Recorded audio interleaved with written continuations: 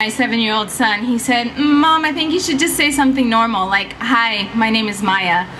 So I'll take that into consideration, but still I'll say, greetings, rainbow warriors, light workers, healers, activists, and awakening humans.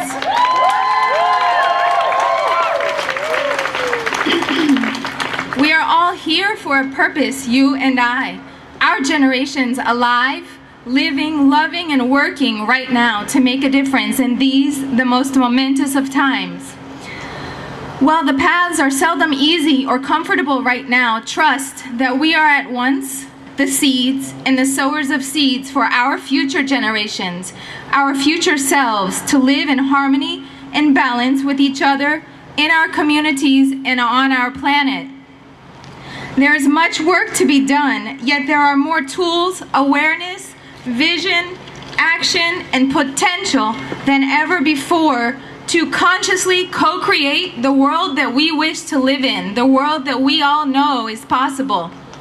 A world of justice, equality, creativity, energetic coherence, beauty, selfless service, and abundance for all. The first year I spoke here, my heart was on fire. I was outraged, as we all are, that our most basic need, the essential requirement for our existence and survival, our food and water supply, has been polluted, injected with poison, hijacked by Monsanto and other corporate conglomerates with undiagnosed psychopathic urges to control what rightfully belongs to all living and breathing beings on the planet.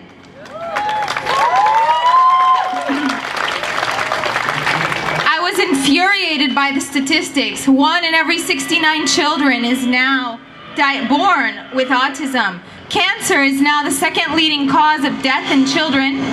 There is a direct correlation of the rise in GMOs in our food supply and the increase in cancer, diabetes, bowel diseases, infertility, kidney disease, and skyrocketing obesity. I was enraged by the destruction of our environment and ecosystems being destroyed by the systematic and increasing use of Roundup, glyphosate, and other biocides that seep insidiously into our air, water, and soil. I was overwhelmed with heartache for our friends the bees, the tiny pollinators, and providers of sustenance, the selfless winged farmers who have tirelessly provided for us since the beginning of time and are now being killed off at extinction event numbers. I could not hide my torment in the knowledge that future generations may never know what it is to experience the joy of nature, of clean air, or the beautiful simplicity of real food. This year, however, I've changed my approach. I want to focus on the positives, and I want to say thank you, Monsanto. I want to thank them for providing the catalyst for so many of us worldwide to begin to come together, to rise up and fight. I want to thank them for lighting the fire within all of us to no longer sit idly by while our freedoms and birthrights are stripped away in the name of corporate capitalism. I want to thank them for turning armchair activists from mere chattering voices to genuine, creative, unstoppable voices for change. Visionaries and luminaries carrying the torch for a just and sustainable future. For Earth and all her inhabitants.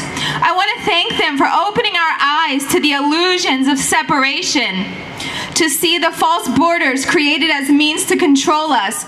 We are no longer disconnected by state or country, color or creed, sex or sexual preference. Around the world, we stand together today, activated in the energy of love to call forth a brighter world.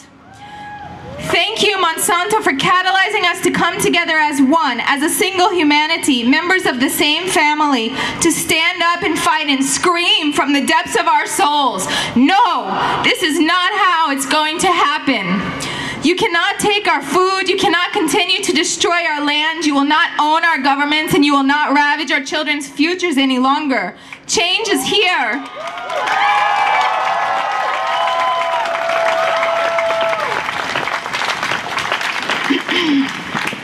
Change is here. here. We cannot be ignored. As Margaret Mead said, never doubt the ability of a small group of thoughtful, committed citizens to change the world.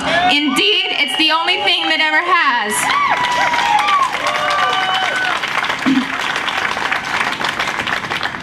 So now we stand on the precipice of a world in which that small group of citizens is growing larger by the minute, spreading messages by the nanosecond, awake, aware, and taking action to change the world. We are every individual and collective heart that will not be fooled by false science, false dichotomies, and false paradigms. We are not only American, but French, Italian, Bermudan, Bolivian, Russian, Honduran, Mexican, and African. We come from every corner of the world and we will not be silenced. We are humanity, standing in the light of truth and radiating the energy of love. Gandhi said, first they ignore you, then they laugh at you, then they fight you, then you win.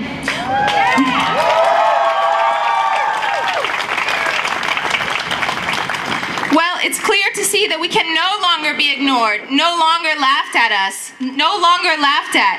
They can fight us, but we will win.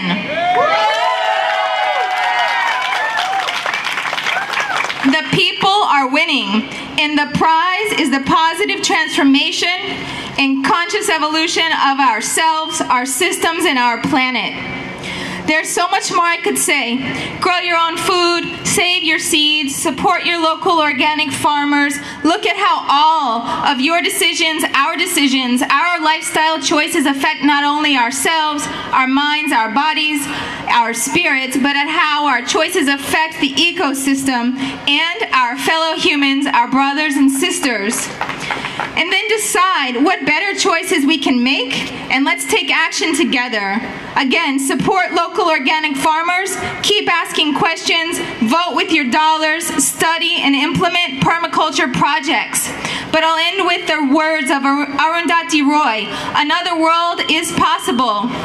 She is on her way, and on a quiet day, I can hear her breathing.